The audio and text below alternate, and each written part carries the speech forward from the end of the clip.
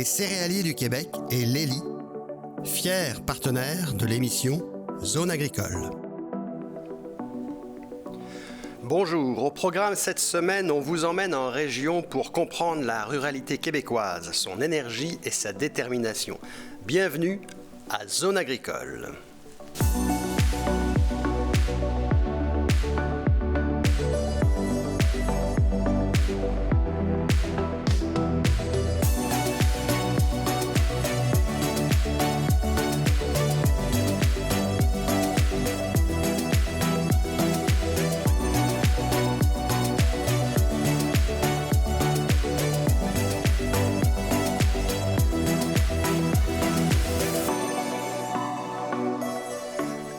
La ruralité au Québec, c'est 2 tiers urbain, 1 tiers rural. La province est ainsi faite, ce qui amène des défis organisationnels à tous les niveaux.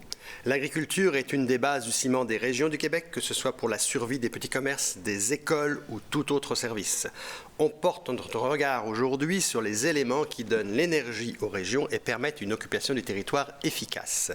On va aussi aller rencontrer Guy Duval pour sa revue de presse, Yann Turmine pour le coup de gueule, et on vous emmènera dans le Zoom économique à la fromagerie Presbytère.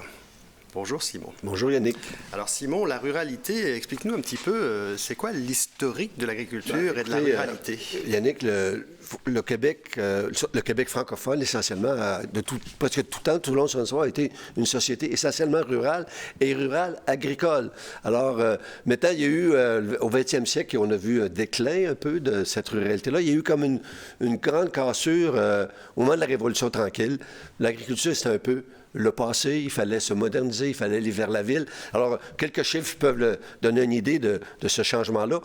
En 1960, on avait à peu près un peu moins de 100 000 fermes au Québec. En 2023, on en a 29 000. Mais maintenant, c'est un chiffre assez stable. Donc, la grande hémorragie est maintenant terminée. Maintenant, ce qui veut dire que ruralité n'est plus synonyme d'agriculture. Un chiffre qui en donne une idée, il y a à peu près 5 % de la population du Québec rural qui vit de l'agriculture, qui sont des familles agricoles. Alors, le reste de la ruralité n'est pas nécessairement dans c'est moyenne, c'est l'industrie, c'est l'exploitation forestière et d'autres ressources que l'agriculture. Mais il reste que l'agriculture, malgré ce faible nombre de producteurs agricoles, demeure quand même le ciment de la ruralité. C'est encore l'agriculture qui fait vivre bien des villages, qui justifie des commerces, qui justifie le mécanicien, l'école du village. Alors, c'est encore très fort. Maintenant, on ne voit plus la ruralité de la même façon au Québec. C'est plus un rural agricole, c'est un rural nature. Les gens perçoivent la ruralité comme un réservoir naturel. Et ce qui a amené, évidemment, c'est très bien, ça a amené beaucoup de pression environnementale sur les producteurs agricoles. C'est un peu une raison, une conséquence d'un malaise, On l'a vu récemment en Europe. Il y a eu une espèce de ras-le-bol. C'est que le monde urbain s'est réapproprié la nature des régions. Oui, les villages, le monde des villes moyennes. Et la conséquence, c'est que les agriculteurs ne se sentent plus maîtres chez eux.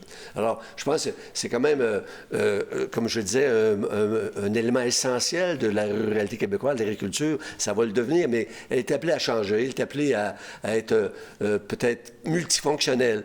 Bon, on attend des agriculteurs qui prennent soin du paysage, qui prennent soin de la nature, qui créent un attrait pour la campagne. Mais évidemment, mais aussi, il y a un autre phénomène qui se passe. Le grand exode de la campagne vers la ville est terminé. Il est presque inversé. On voit Montréal qui perd beaucoup d'habitants.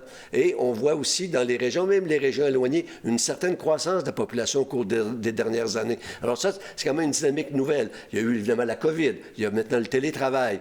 Il y a aussi des obstacles, genre le manque de logement en région comme en ville. Alors, il y a des choses qui bougent. Et côté politique, on a toujours pensé plus à des politiques agricoles pour s'occuper du rural. Maintenant, on pense à des politiques de la ruralité beaucoup plus polyvalentes, qui impliquent beaucoup plus de facteurs. Plus large que l'agriculture. Et actuellement, il y a une nouvelle politique de l'aménagement du territoire et il y a une grande discussion sur l'avenir de la protection du territoire agricole.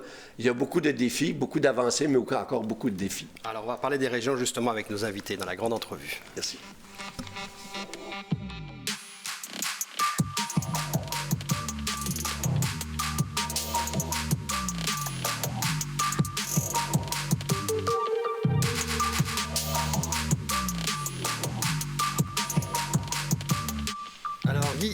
Guy, pour la revue de presse de cette semaine, il semblerait qu'on a de l'or dans nos érables et on a tendance à l'oublier parfois.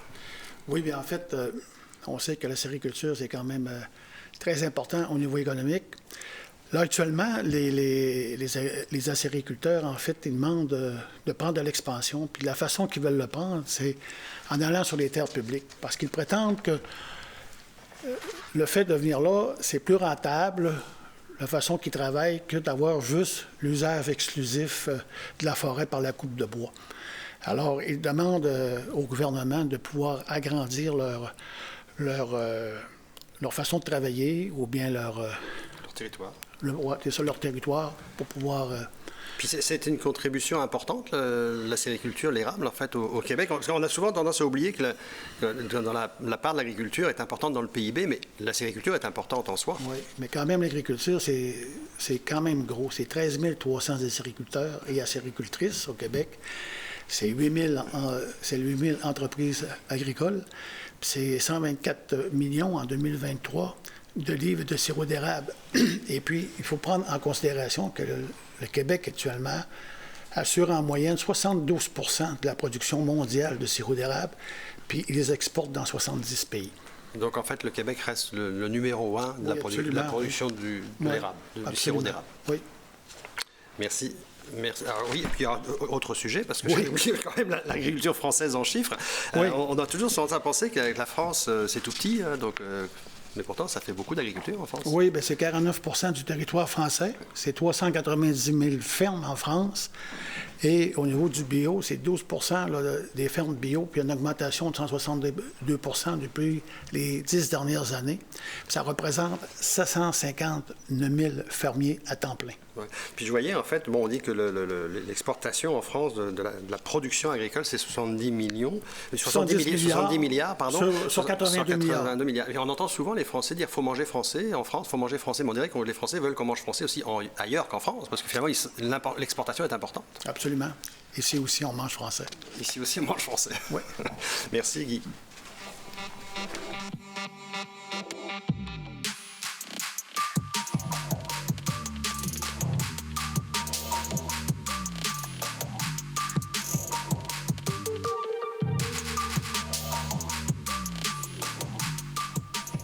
Alors, Michel Saint-Pierre, Suzanne Dion, bonjour à vous deux. Michel Saint-Pierre, coprésident de l'Institut Jean Garon, Suzanne, administratrice de l'Institut, également auteur. On parlera d'ailleurs du livre que vous avez écrit récemment, qui va nous amener à parler de la fromagerie presbytère, comme je le disais en introduction. Mais dans un premier temps, Michel, on disait avec Simon que la ruralité, c'est une des identités du Québec. On sait l'importance qu'ils ont pour le Québec. Mais face à une mondialisation très implantée quand même depuis les 30 dernières années, est-ce qu'on n'est pas face à une polarisation entre le rôle des régions et la mondialisation? Comment gérer en fait cette polarisation? D'abord, oui, il semble y avoir une polarisation entre les pouvoirs décisionnels qui est plutôt au niveau des villes, les villes qui attirent beaucoup, et Québec, évidemment, qui est le centre décisionnel au niveau des politiques, et les régions. Mais dans les faits, il y a quand même... il n'y a pas d'écart tant que ça. D'abord, il y a aussi un très grand respect au niveau des citadins pour les régions. Alors, sur ce plan-là, les régions... Simon nous disait même avec un retour depuis la pandémie de plusieurs urbains vers les régions, oui, qui ne sont pas nécessairement des agriculteurs. Non, qui ne sont pas nécessairement des agriculteurs, qui redécouvrent un peu la campagne. C'est arrivé un peu dans les années 60-70 aussi, cette chose-là, l'idée d'avoir sa ferme pour beaucoup de gens, de cadres, d'entreprises montréalaises, peu importe. Alors, non, c'est ce retour-là. Mais ce qui est intéressant quand même, c'est qu'au niveau décisionnel, quand on va dans les régions, on se rend compte que les gens ne se sentent pas toujours et pas souvent entendus dans leurs requêtes. Il y a des structures régionales, et quand on les écoute, on s'aperçoit que ces structures régionales-là ont des plans, aimeraient mettre de l'avant, exécuter ces plans-là, qui sont spécifiques à leur région. Et c'est là qu'actuellement, je pense, il y a cette espèce de clivage-là entre le décisionnel... Mais la ruralité et les régions sont tellement importantes dans l'identité québécoise, même qu'on voit chaque parti politique, à chaque fois qu'ils repartent en campagne, oui, c'est toujours sur le thème des régions. Ils sont toujours les meilleurs pour les régions. Mais c'est jamais les mêmes partis, en fait. Non, tu avais raison. Ça passe bien, là, au niveau politique. Mais il y a une chose qu'on doit observer aussi, c'est que ça n'occupe pas tant la place publique que ça, l'agriculture et les régions. On en parle quand on veut émouvoir un peu, et surtout dans une période politique, mais on ne parle pas beaucoup de l'ensemble de l'économie agroalimentaire qui est plus grande que toutes les autres économies au Québec. C'est une force du PIB du Québec, en fait. C'est une force, c'est une très grande force, c'est la première. Mais on va parler beaucoup plus d'aéronautique, on va parler de développement des batteries à l'heure actuelle. C'est un terme très d'actualité. Mais est-ce qu'on parle de l'agroalimentaire comme étant le principal secteur économique? Non, très, très peu. Mais Suzanne, au-delà de l'aspect agricole ou agroalimentaire des régions, si on parlait d'occupation du territoire, parce qu'en fait, Simon nous disait que plusieurs urbains retournent vers les régions, mais quelles ont été les politiques d'occupation du territoire au fil des années au Québec? Est-ce qu'il y a une bonne continuité? Est-ce qu'on a une bonne vision de l'occupation du territoire? Je partirais peut-être en citant Fernand Ouellette qui a écrit récemment dans une revue qu'au départ, on parlait d'occupation du territoire. Fernand Ouellette, pour la situer, qui est une productrice oui, qui est une productrice de canards, c'est ça, oui. Et elle disait qu'au début, on parlait d'occupation du territoire, qu'ensuite, on a parlé d'exploitation du territoire, et maintenant, on parle de s'exprimer par le territoire. Et ça pourrait être des façons de voir les choses que les gouvernements aussi ont suivies, parce qu'au point de départ, les gens ont occupé le territoire agricole du Québec parce qu'ils voulaient survivre. C'était une économie autarcique, mais ensuite, on a voulu le développer en utilisant des moyens qui avaient été mis en œuvre dans l'industrie auparavant. On a voulu exploiter davantage la ressource qu'on avait. Et puis maintenant, on pense au territoire comme une richesse aussi culturelle, une richesse une richesse nature, comme le disait Simon aussi, c'est ça, exactement. On y pense d'une manière plus multifacette, disons. Est-ce que c'est lié au fait que, comme disait Simon tout à l'heure, que finalement les producteurs, les agriculteurs en région sont plus si nombreux que ça? On a toujours le sentiment que la région, c'est l'agriculture, mais finalement, on comprend que la région, c'est beaucoup plus que l'agriculture aujourd'hui. Donc, finalement, est-ce que ça veut dire que les partis politiques se sont adaptés aussi à plein de publics différents en région? Bien, je ne sais pas s'ils se sont suffisamment adaptés, parce qu'il me semble qu'ils ne voient pas suffisamment toute l'énergie qu'il y a là actuellement. Il y a, en agriculture, je lisais aussi récemment qu'il y a plus de 2000 entreprises agricoles qui ont des projets agrotouristiques ou qui sont reliés à des projets agrotouristiques. C'est quand même beaucoup. Les agriculteurs eux-mêmes ont élargi leur champ d'intervention et puis agissent parfois. Il y a tous ceux là, qui font des nouveaux produits, des produits qui sont plus nichés, là, sont souvent reliés avec d'autres animateurs des régions, des gens qui vont organiser des festivals ou des manifestations de tout genre. Alors maintenant, on va dans les régions, on voit qu'il y a une grande vie et même que tous ces gens-là qui ont des initiatives particulières sont réunis des fois en association pour développer leur région. Alors, Michel, oui, le tourisme aussi fait partie de la vivacité des régions. C'est une façon une des recettes pour faire vivre les régions. Tu parlais en introduction tout à l'heure un petit peu des approches régionales qui pouvaient être différentes d'une région à l'autre, c'est ce que j'ai cru comprendre, versus ce qui peut être décidé à Québec ou à Montréal.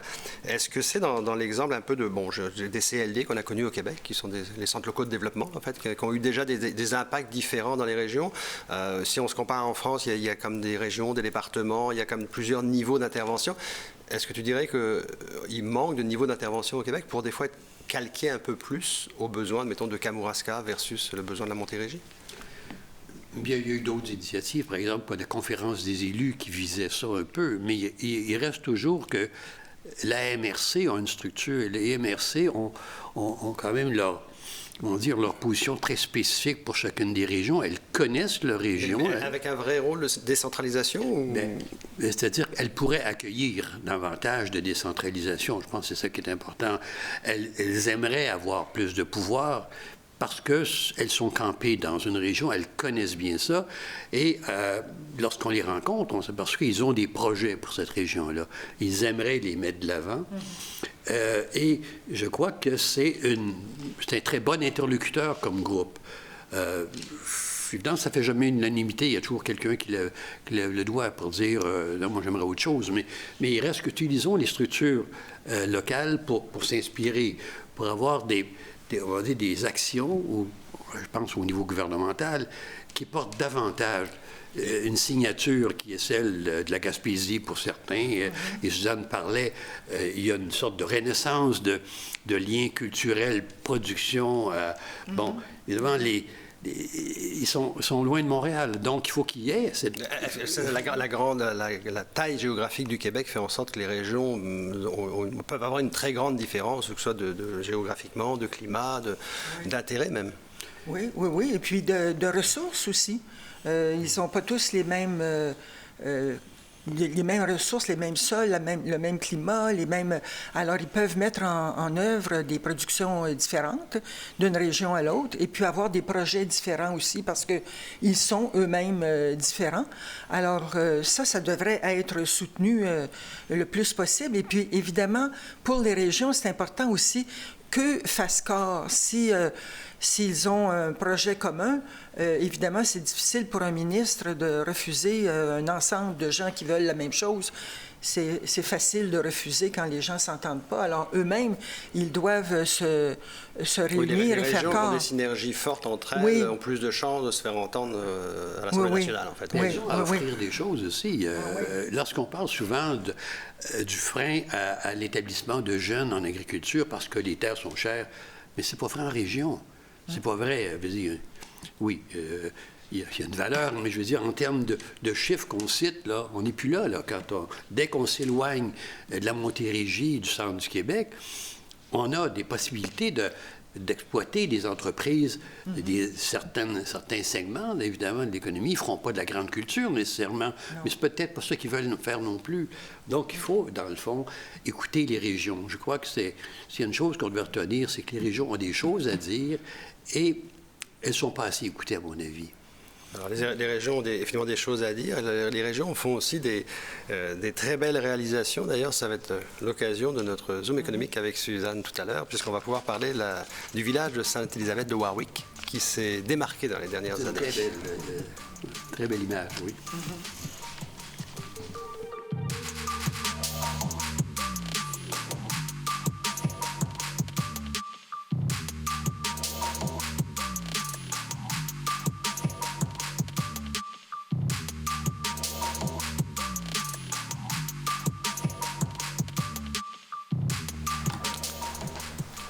Alors Suzanne, je le disais en introduction, vous êtes, administratrice de l'Institut Jean Garon, vous êtes aussi une auteure.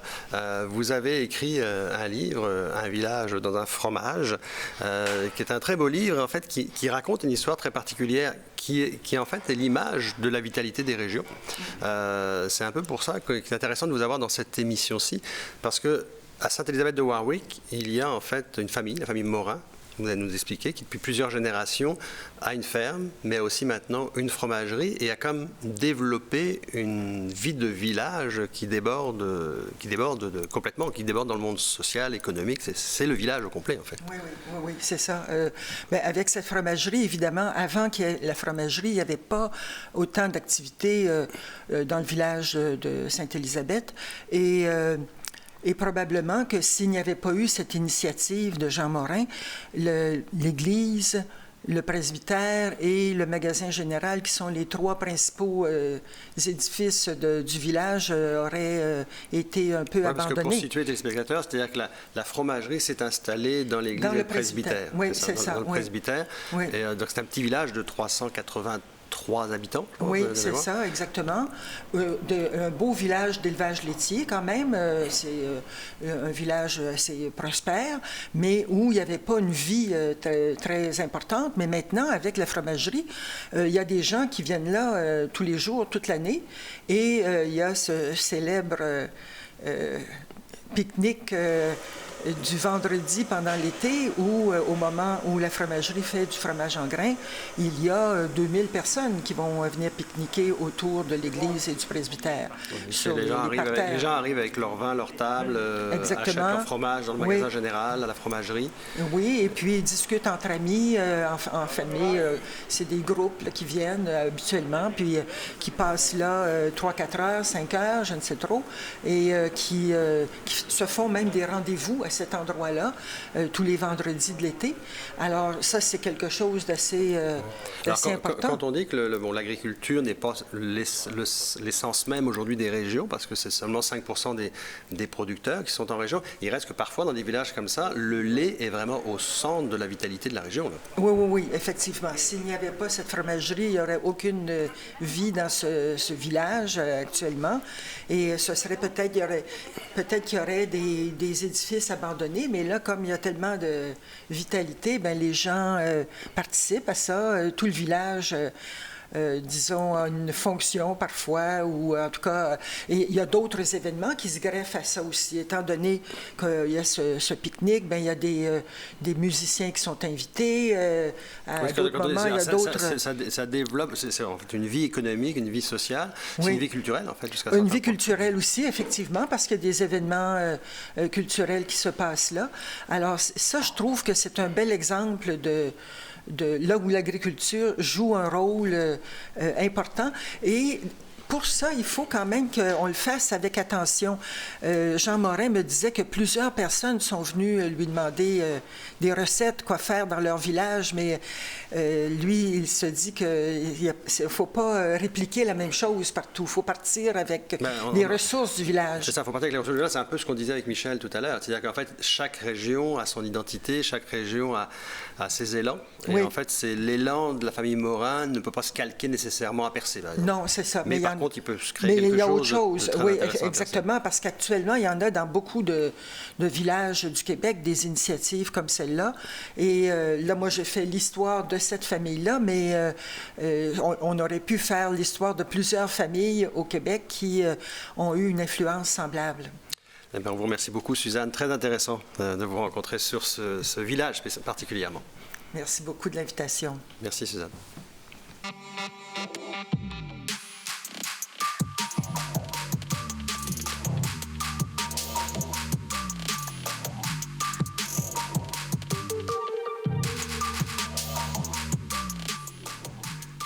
Alors Yann, pour ce qui est de la chronique coup de gueule, la chronique point de vue, la chronique éditoriale, on l'appellera comme on veut, dans le thème de la ruralité, une chose est particulière au Québec, c'est que la moitié de la population habite en ville, entre Québec et Montréal quasiment, et l'autre moitié, l'autre 4-5 millions, habite en région. Qu'est-ce qui fait la force des régions? Pourquoi ces régions-là ne sont-elles pas entendues? Puisqu'on entend souvent que la ruralité...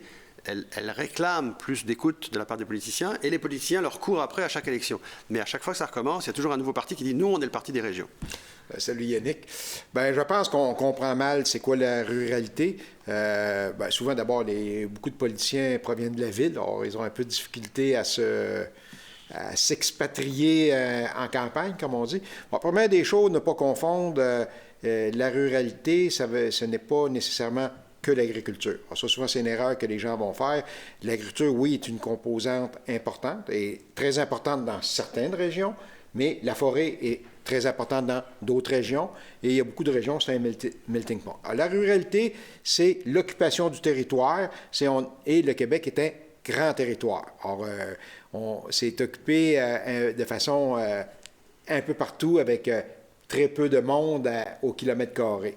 C'est aussi des petits villages. Alors, c'est ça, faut pas l'oublier. Alors, dans la ruralité, il y a une composante villageoise ou de villes de moyenne importance, mais qui ont toute leur importance dans la vitalité du tissu de la ruralité. Alors ça, c'est ça, la ruralité. Oui, mais quand tu dis qu'il y a deux choses, en fait, il y a la ruralité d'un côté et l'agriculture de l'autre, qui ne sont pas la même chose, c'est parce que l'agriculture, c'est la culture de produits dans les champs, entre autres parties, et l'élevage, et des programmes qui sont accrochés à ça. Et de l'autre côté, Est-ce qu'on peut dire que la ruralité, c'est plutôt les besoins des citoyens qui ne sont pas forcément agricoles? Et c'est un peu la connexion de tout ça, et des fois, où il n'y a pas toujours la même convergence. Parce qu'en fait, on s'entend qu'il y a des situations. Je prends le cas de Montmagny, par exemple, où d'ailleurs, en passant, notre journal est maintenant distribué, parce que plusieurs hebdos reprennent maintenant la vie agricole. Mais je voyais un éditorial récemment d'Éric Maltais, où il est précisé combien de municipalités sont actuellement freinées dans leur développement dans l'attente d'une décision de dézonage. Et il perçoit, évidemment, la CPTAQ est perçue un peu comme le frein à tout ça. Donc, pour avoir vécu aussi en partie à Montmagny, il y a cette perception dans certains citoyens que finalement, la CPTAQ, oui, elle protège, mais c'est un frein à plein de développement aussi. Donc, c'est comme s'il y avait une divergence entre ça. Montmagny est un excellent exemple de ce qu'est la ruralité. D'abord, Montmagny est suffisamment éloigné d'un grand centre, Québec, dont est obligé. C'est important d'avoir une épicerie à Montmagny, c'est important d'avoir sa propre activité économique à Montmagny. Mais l'activité économique de Montmagny repose sur plusieurs choses. L'agriculture, le tourisme, les battures. C'est bizarre, j'ai jamais entendu Montmagny se plaindre là, que les battures, il fallait mettre du béton sur les battures pour construire des condos en bord de fleuve. On comprend très bien ça pour le tourisme, mais on a de la misère à comprendre ça pour l'agriculture. Montmagny, ça repose aussi sur la foresterie, l'érable et tout. Pas très loin, il y a une très grande zone de production de sirop d'érable. Alors, Montmagny, c'est ça, la ruralité, c'est un bon exemple. Mais tu as une ville principale et beaucoup de petits villages. Mais ce conflit entre la fiscalité voulue par les villes et les besoins agricoles, c'est aussi parce que les villes ont besoin d'argent. Et puis, en fait, du béton, ça rapporte de l'argent aussi. Ouais, là, on va remettre les choses en place. L'histoire de la protection du territoire agricole, là, c'est tout simplement, là, c'est qu'il y a quelqu'un qui va acheter une terre agricole à 10 000 $, ben, on va dire 3 000 de l'Arc à Montmagny, par une magouille de la faire dézoner, de la mettre blanc, puis de la revendre à 100 000 Maintenant, il y a une loi qui empêche ça. À Montmagny, il y a suffisamment de terrains qui sont en zone blanc, sauf qu'ils valent 20 30 000 Alors ça, il faut faire attention, il ne faut pas confondre les choses. Là. Je pense que il y a la protection de l'autre territoire agricole n'est pas un frein au développement économique des régions. Les deux sont compatibles sur la même autoroute. Absolument. En précisant, Montmagny n'était qu'un exemple. Il y a plein d'autres régions dans lesquelles où se situe. Très belle région en passant. Très belle région en passant. Merci beaucoup d'avoir suivi Zone Agricole et à la semaine prochaine.